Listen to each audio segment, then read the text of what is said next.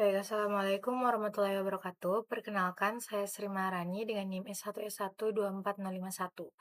Pada video kali ini, saya akan mereview kembali mengenai apa-apa saja yang sudah saya pelajari pada website Red Hat. Nah, di Red Hat ini saya sudah mempelajari lebih lanjut lagi setelah kemarin saya mempelajari mengenai aplikasi Red Hat itu sendiri dan beberapa mengenai Linux. Sekarang pada video kali ini saya akan menunjukkan cara mengenali distribusi Linux yang sedang digunakan pada sistem saya. Nah, pertama di sini saya menyiapkan lingkungan lab dengan menggunakan perintah lab start intro distribution. Nah, jadi perintah ini itu memastikan semua research untuk latihan itu sudah siap. Dan selanjutnya saya membuka Genome System Settings. Nah, caranya itu kita klik Activities di pojok kiri atas atau cukup tekan tombol super, biasanya dia tombol Windows di keyboard. Nah, lalu di kolom pencarian itu kita ketik settings seperti yang ada pada gambar di sini. Nah, eh, kemudian setelah jendela settingnya itu sudah terbuka, kita scroll ke bagian paling bawah menu di sebelah kiri dan memilih About. Nah, di panel About ini kita bisa melihat informasi lengkap tentang sistem milik kita gitu. Jadi bagian terpentingnya itu adalah OS name dan di sini itu tertera bahwa sistem saya menggunakan Red Hat Enterprise Linux atau RHEL.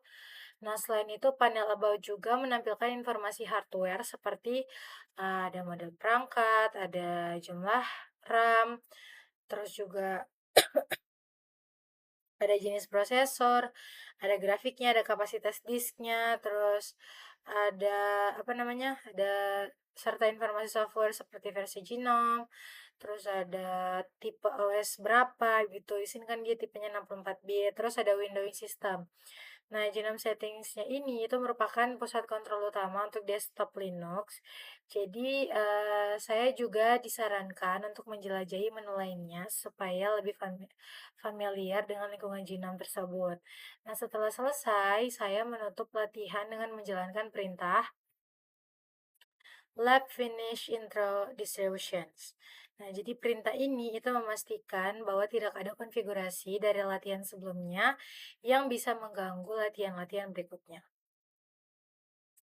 Nah, itu dia yang saya pelajari di laman ini. Next, di sini ada kuis pengantar Linux. Jadi, setelah mempelajari beberapa mengenai Linux sebelumnya, di sini kita akan mengikuti tesnya. Oke. Di sini pertanyaan pertama adalah Linux tersedia secara gratis di bawah lisensi sumber terbuka yang mana? Di sini jawabannya itu adalah D. Lisensi Publik Umum GNU atau JPL. General Public License Code. Oke. Dan jawabannya betul. Oke, nomor 2 itu adalah kumpulan aplikasi awal untuk Linux disediakan oleh proyek apa? Di sini proyek GNU jawabannya. Oke, jawabannya benar. Selanjutnya, kernel bertanggung jawab atas tugas-tugas apa saja? Nah, jawabannya itu A, untuk memuat driver untuk perangkat yang terhubung. Oke, benar lagi.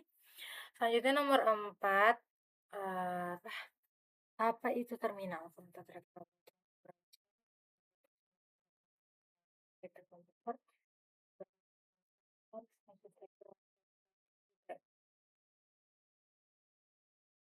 Oke, berarti dia nomor 4 itu antar muka teks yang dapat tanda ini B. Oke, benar. Dan yang terakhir, manakah dari distribusi Linux berikut yang berbasis Fedora? Jadi kita pilih 2. Debian, Red Hat, Oke, Ya, of course ada Red Hat Enterprise Linux ya. Dan karena disuruh pilih dua berarti satunya CentOS. Oke, dua-duanya benar. Nah, jadi untuk kuis Linux-nya kita lulus ya, karena benar semua. Oke, next. Ini dia ringkasan dari apa-apa yang sudah saya pelajari di Red Hat ini. Jadi Linux itu adalah proyek open source. Jadi artinya atau proyek sumber terbuka. Jadi artinya dia itu kode sumbernya tersedia untuk dipelajari, untuk dimodifikasi dan juga dibagikan. Nah, Linux juga itu banyak digunakan di infrastruktur cloud seperti komputer desktop dan laptop serta perangkat konsumen gitu. Selanjutnya, kita bisa berinteraksi dengan sistem Linux melalui terminal berbasis perintah atau melalui tampilan antarmuka grafis atau GUI atau GUI gitu. Terus ada distribusi Linux-nya ini dibuat untuk tujuan yang berbeda-beda. Namun mempelajari satu distribusi itu bisa membantu saya merasa lebih nyaman memakai distribusi apapun itu. Terus yang terakhir adalah Red Hat Enterprise Linux itu adalah sistem operasi stabil dengan dukungan jangka panjang yang dikembangkan oleh Red Hat. Itu dia ringkasannya. Kita masuk pada bab 2. Nah, di chapter 2 kali ini, yaitu mengenai accessing a Linux system, alias bagaimana sih caranya kita berinteraksi sama sistem operasi Linux. Nah, kedengarannya mungkin sederhana, tapi sebenarnya isi materinya itu lumayan banyak, mulai dari cara login, terus perbedaan GUI, terus perbedaan GUI dan terminal, terus sampai penggunaan cockpit buat administrasi lewat web. Nah, jadi langsung saja kita mulai. Bagian pertama itu kita login ke sistem Linux.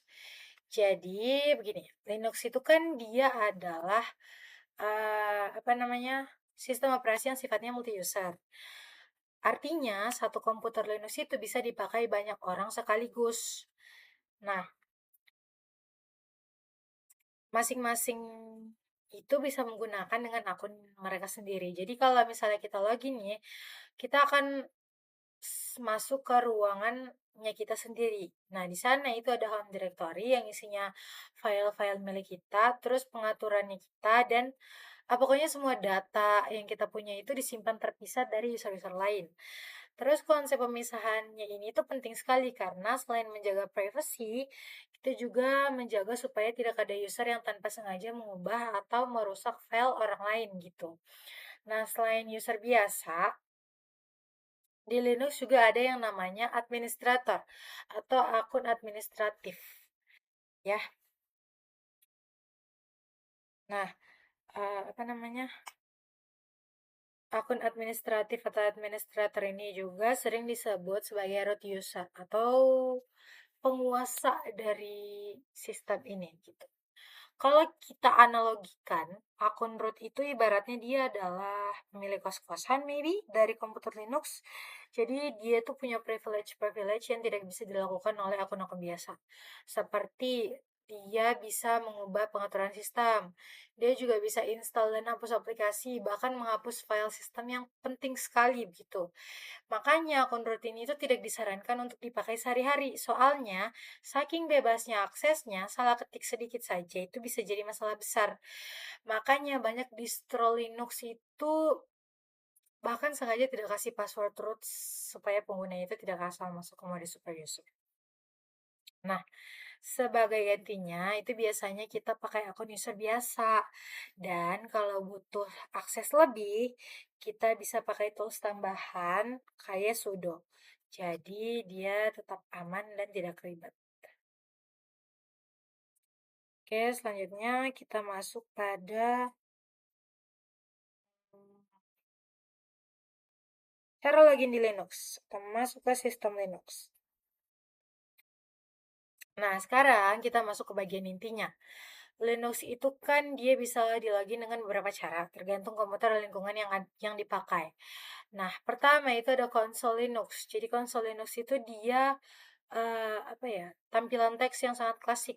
Nah, kalau komputer Linux itu tidak diinstal di lingkungan grafis, dia biasanya muncul konsol atau layar hitam yang akan meminta username dan juga password. Jadi seperti tampilan-tampilan hacker gitu. Ini tampilannya prompt konsol Linux-nya. Terus di konsol ini kita cuma bisa ketik-ketik perintah, jadi tidak bisa klik-klik pakai mouse gitu. Terus tidak ada jendela jendela aplikasinya juga, jendela aplikasinya juga. Jadi dia simple sekali lah, terus super duper efisien. Konsol juga sering dipakai kalau misalnya kita akses komputer Linux jarak jauh atau server.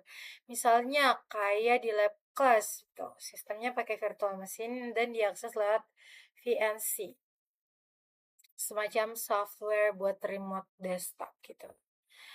Nah, karena lewat jaringan interaksinya dia kadang agak delay. Nah, itu salah satu alasan kenapa banyak administrator atau root user itu lebih suka text only interface. Dia lebih ringan, lebih cepat, dan tidak banyak data yang harus di-input atau dikirim. Oke, next itu ada lingkungan desktop grafis atau GNOME. Lingkungan grafis yang nyaman. Nah, kalau misalnya kita pakai Linux di laptop atau PC, besar kemungkinan kita akan ketemu sama GNOME, Desktop Environment. Jadi ini itu tampilan grafis bawaan banyak distro. Jadi kalau misalnya komputernya menyala, yang muncul itu biasanya JDM, yaitu GNOME Display Manager. Ini itu adalah tampilan login yang kita lihat sebelum masuk desktop. Nah, kalau ada beberapa user, kita tinggal pilih nama usernya kita, terus kita masukkan password, dan klik enter. Nah, kalau cuma ada satu akun, dia akan otomatis masuk ke akunnya kita. Terus kalau masuk, kita langsung melihat Genome Desktop, ya. Nah, Genome Desktop itu walaupun tampilannya beda dari Windows atau macOS, konsepnya tetap sama. Ada panel, ada aplikasi, ada taskbar, ada file manajernya juga. Nah, Genome itu dia punya 3 bagian penting. Yang pertama ada apa namanya? Activities Overview ya. Activities Overview itu dia ada di pojok kiri atas. Nah, dia gunanya untuk navigasi jendela, pindah workspace, buka aplikasi. Kita juga bisa buka lewat tombol super di keyboard gitu. Terus sistem menu. Nah, kalau sistem menu itu dia ada di pojok kanan atas. eh Dia fungsinya untuk atur WiFi, atur Bluetooth, volume, dan logout. Terus ada dash panel atau taskbar. Di bagian bawah layar, dia itu semacam bar yang isinya aplikasi-aplikasi favorit. Terus ada icon grid juga, dia untuk buka semua aplikasi. Jadi walaupun kita pakai Linux, kita tetap bisa pakai komputer secara nyaman tanpa harus hafal banyak perintah lagi. Terus yang ketiga itu akses lewat web dengan cockpit. Oke, ini bagian yang lumayan keren. Saya pelajari di sini gitu. Jadi Linux itu punya alat administrasi berbasis web yang namanya cockpit, ya. eh jadi bayangkan kita bisa atur Linux dari browser kayak Chrome atau Firefox, mulai dari lihat informasi sistem, ganti password, install aplikasi, sampai memantau performa. Dan semua itu langsung lewat web browser. Jadi cara bukanya itu dia gampang sekali. Kita tinggal buka localhost. Caranya kita ketik https localhost 9090. Jadi localhost itu artinya komputernya kita sendiri ya. Kalau 9090 itu dia nomor portnya. Nah, biasanya browser akan munculkan peringatan soal sertifikat, tapi ini wajar karena cockpit itu pakai sertifikat self-sign, jadi tinggal klik proses saja. Terus cockpit juga pakai akun user biasa untuk login. Jadi kalau misalnya kita login sebagai user tanpa hak admin, jadi kalau iya tanpa hak admin beberapa menu akan terkunci, tapi kita tetap bisa lihat info sistem dan beberapa fungsi dasar. Nah, fitur ini sering sekali dipakai di server atau di sistem yang akses administratornya itu dibatasi. Jadi dia simple, aman, dan mudah dipakai.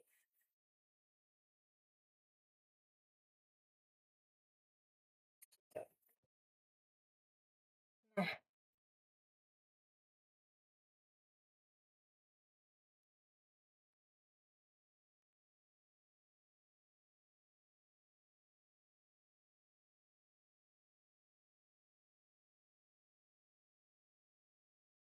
ini dia kurang familiar untuk kita.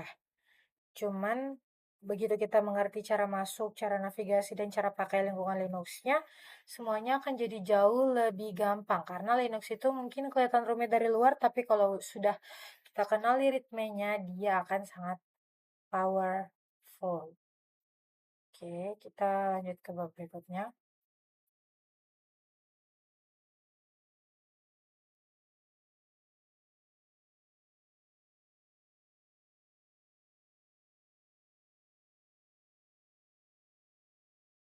Getting start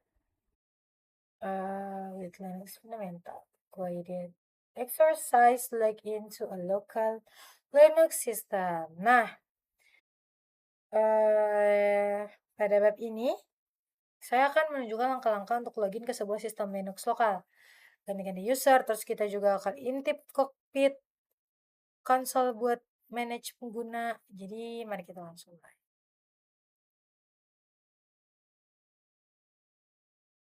Pertama, kita harus siapkan lingkungan labnya dulu.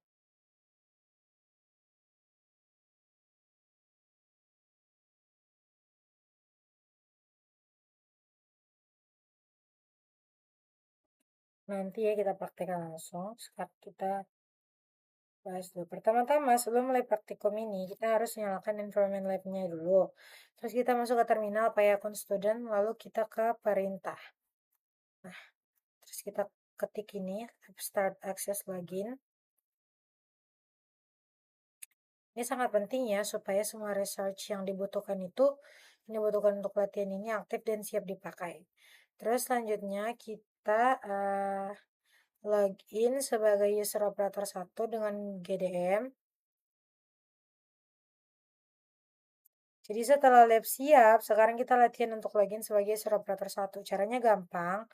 Di pojok kanan itu ada desktop. Terus kita buka sistem menu, kemudian kita pilih power off atau logout, lalu klik logout ya. Begitu keluar tampilan layar loginnya atau genomnya, itu kita pilih user operator 1. Terus kita masukkan dengan password Red Hat. Oke. Sekarang sudah ada di desktop menggunakan akun operator 1. Selanjutnya, kita coba update password operator 1 dan kita lihat apa yang terjadi.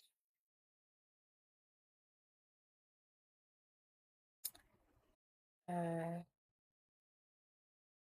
kita klik sistem menu lagi, terus kita pilih setting, kita juga bisa lihat activities di pojok kiri atas desktop, terus kita ketik dan pilih settings. Nah, di panel sebelah kiri kita klik pengguna. Nah, modul ini diblokir untuk operator 1 pengguna. Locate, kita klik tombol unlock untuk mencoba membuka pengaturan tersebut. Tapi langsung muncul dialog yang minta password khasnya Azure Student. Ini artinya operator 1 itu tidak punya hak akses untuk membuka atau mengubah pengaturan user. Hanya akun dengan hak administratif yang boleh. Karena kita bukan admin, ya kita klik cancel lalu tutup Windows setting. Nah, selanjutnya kita login sebagai root lewat JDM. Nah, dari menu sistem, sekarang kita akan masuk sebagai user root untuk melihat gimana perilaku akun yang penuh akses penuh. Jadi kita keluar lagi dari sesi operator 1 dengan klik sistem menu. Terus kita log out. Nah, di layar login itu kita pilih opsi not listed.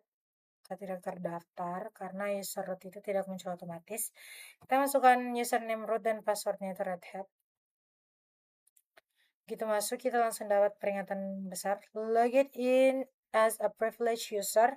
Running a session as a privileged user should be avoided. Atau, ya gitu. Terus, ini intinya bilang kalau login sebagai root tidak stop itu ada resiko keamanan lebihnya. Jadi sebisa mungkin dipakai hanya untuk hal yang perlu saja. Karena tujuannya cuma melihat peringatannya, sekarang kita log out saja. Kembali ke layar login dan masuk sebagai user student password student. Oke, selanjutnya kita akan mengakses cockpit console lewat browser. Nah, setelah balik ke akun student, kita beralih ke cockpit console, yaitu sebuah web-based interface untuk mengelola sistem Linux. Pertama, kita klik Activities, lalu buka Firefox di address bar, ketik https localhost 9090. Nah, karena menggunakan self-sign-in sertifikat, Firefox bakal kasih peringatan keamanan. Di sini kita klik Advanced, lalu kita Add Exception, dan klik Confirm Security Exception. Kalau masih ada warning kedua, kita klik Accept the Risk and Continue. Sekarang halaman login cockpit sudah terbuka, terus login menggunakan user operator 1 dan password Red Hat. Terus kita mengubah password operator 1 lewat cockpit. Nah, begitu masuk kita bisa lihat berbagai modul sistem mulai dari sistem logs, storage, performance, sampai pengguna. Sekarang kita fokus mengganti password operator 1. Nah, di panel kiri kita klik menu accounts. Di situ ada daftar semua user yang ada di sistem, terus kita pilih operator 1.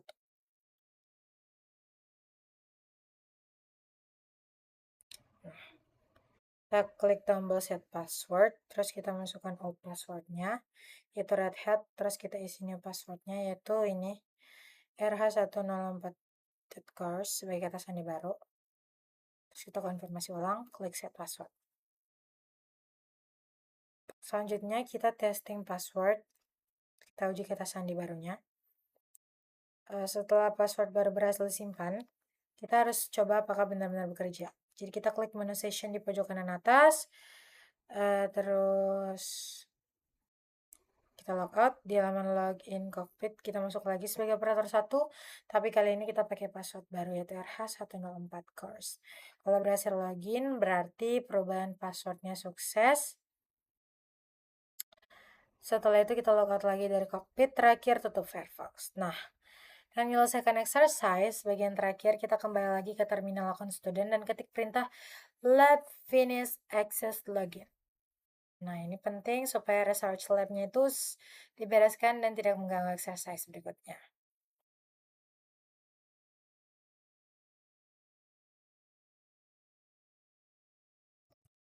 Oke, lanjut ke chapter selanjutnya.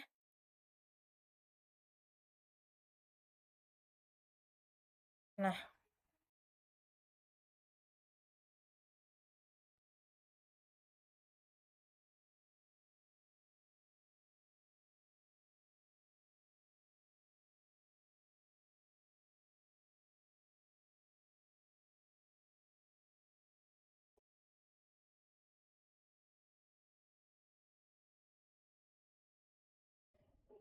di bagian yang ini, kita akan bahas tentang bagaimana sih cara pakai command line di Linux.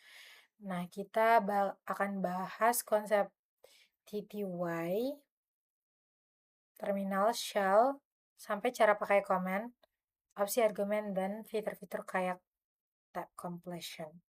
Jadi, kita akan jelaskan. Enter text interface di Linux atau termuka teks Linux.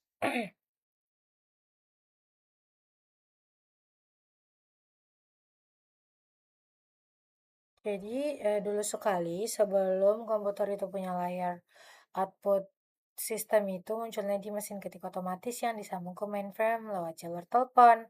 Nah, konsep itulah yang dibawa sampai sekarang di Linux lewat apa yang disebut TTY atau Teletype Writer.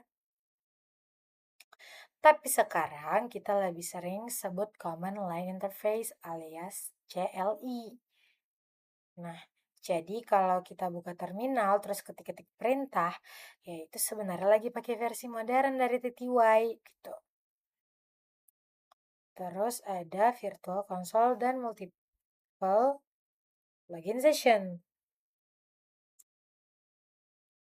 Nah, Linux itu gue pintar karena dia bisa menjalankan banyak session login sekaligus lewat virtual console. Masing-masing konsol itu juga disebut TTY. Nah, TTY pertama biasanya dipakai sama GDM, yaitu layar login grafis. Pas kita masuk ke desktop Genome, otomatis session kita pindah ke TTY kedua.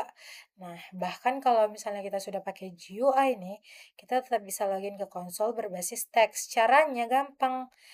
Eh, kita tinggal kontrol Alt F3 untuk masuk ke TTY kedua. Nah, bahkan kalau kita sudah pakai GUI, eh,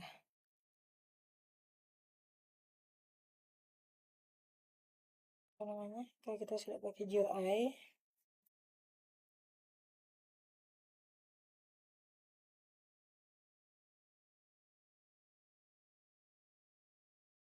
karena ini session tidak otomatis nge-lock, kita harus pastikan kita keluar setelah selesai. Bisa ketik exit atau pencet Ctrl D.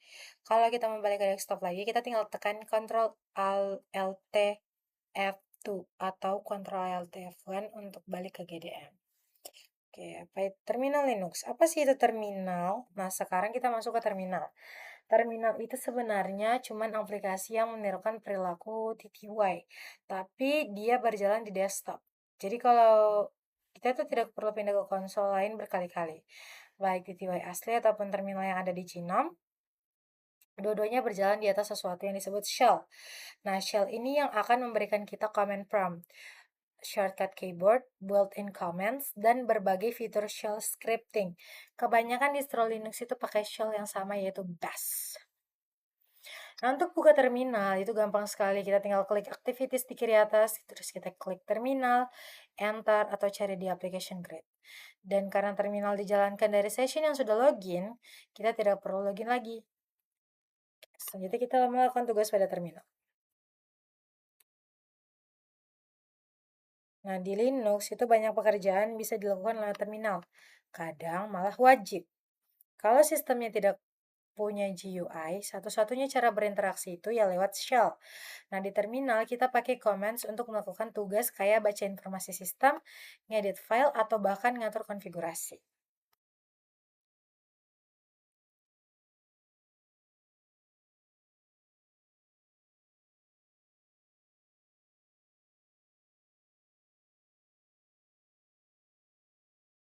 Ya,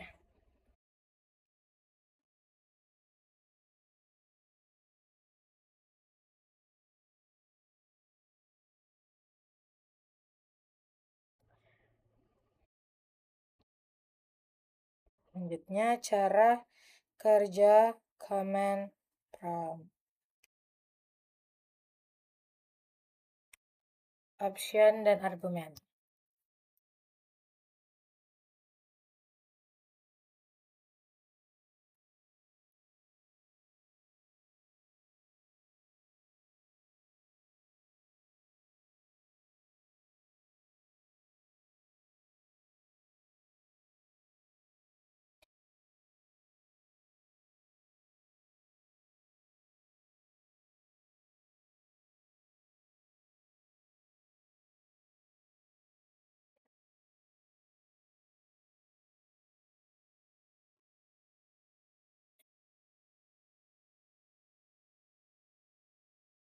Oke, lanjut.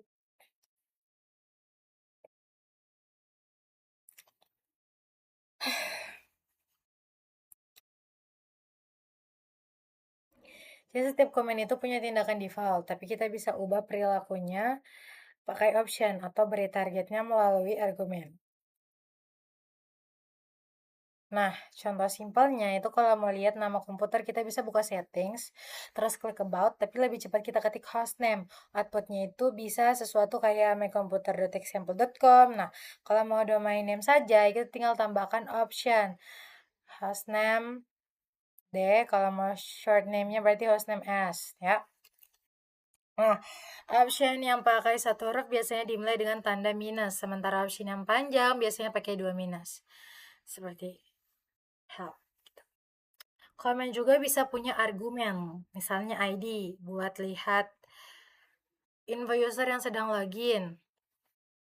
Outputnya menunjukkan UID, GID, dan group. Nah, kalau mau lihat user ID saja berarti ID minus U gitu. Kalau mau cek user lain misalnya user DevOps, kita pakai ID minus U DevOps nih ya.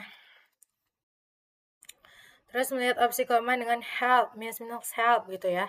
Setiap komen itu punya opsi yang berbeda-beda dan cara paling cepat buat lihat daftar opsinya adalah pakai option minus help. Misalnya, WHO minus help. Komen WHO itu gunanya buat lihat siapa saja yang sedang login ke sistem. Bukan WHO ya, maaf. WU maksudnya WU. Apa ya maksudnya WU, bukan WHO. Astagfirullah. So sorry. Oke, terus ada komen untuk melihat waktu sistem. Kita juga punya komen date dan time date CTL. Kalau date itu cuman menunjukkan tanggal dan waktu, tapi time date CTL dia lebih lengkap. Ada informasi time zone-nya, apakah sistem sinkron dengan time server, dan status NTP. Contohnya, date, time date CTL, outputnya tunjukkan waktu lokal, UTC, time zone, dan status sinkronisasi gitu. Terus mengubah password dengan PSSWD. Sini mana ya? PSSWD. Oke. Komen PSSWD itu dia bisa dipakai untuk ganti password user yang sedang login. Jadi kalau root yang menjalankan, dia bisa ganti password user lain dengan menuliskan nama user sebagai argumen. Misalnya, PSSWD itu sama dengan ganti password kita sendiri. Password PSSWD operator 1 itu ganti password user operator 1. Terus ada tab completion atau penyelesaian tab.